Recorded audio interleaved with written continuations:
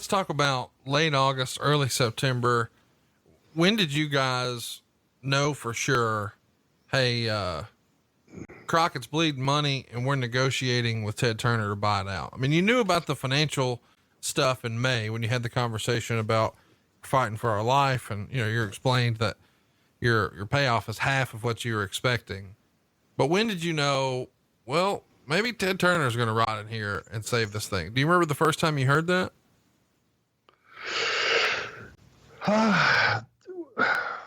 There was speculation going around. It was going to be one of two things. Ted Turner was going to buy the company and we were going to thrive, or he wasn't going to buy it and Jim Crockett was going to go bankrupt. That was the two options. Let me just say this. The real tipping point of the whole thing, the thing that pushed us over the edge, was on the same night in Houston, Texas, before we left. Do you want to cover this now? Yeah. Well, let's talk about it. 2 days before that show, September 7th, there's a Clash of the Champions, and it's in Albany, Georgia, your backyard, and you and Tully are not on the show. Do you remember why? I don't have a recollection of that.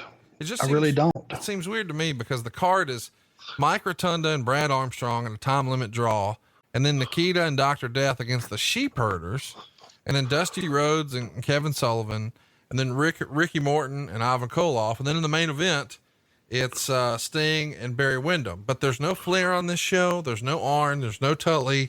It just seems sort of weird to me that you're not on the show. But around this same time, there is an incident with Tully talking to some Turner folks. Tully has said Crockett was negotiating with Turner to sell his company, and Turner was interviewing all the key players, which I was one of, and we were instructed to be honest with everything. And I said, okay, I will.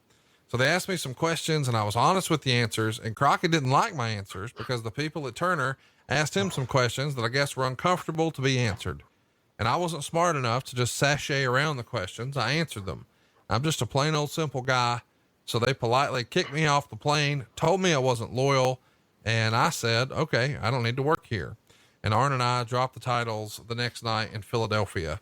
Now, I know you're referencing a match on September 9th in Houston, Texas, but I do want to ask, is that the same day that this conversation with Tully happened? Not sure. I do know this. They did send out the feelers. I was smart enough to not say all the little things that I thought were wrong. I wanted to put a brave face on the company because I wanted Turner to know that he was, and I truly believe that he was, buying a quality product. I didn't want to be a naysayer and say all these things are wrong because I knew those people wouldn't have understood it anyway. They weren't wrestling people. They wouldn't have understand what I was talking about. So, I just, without lying in any fashion or even stretching the truth, I just put a positive spin on what my comments were, and I never heard another word about it. Tully, was always a guy that had a lot of heat with guys and sometimes management and all that because he said what he thought.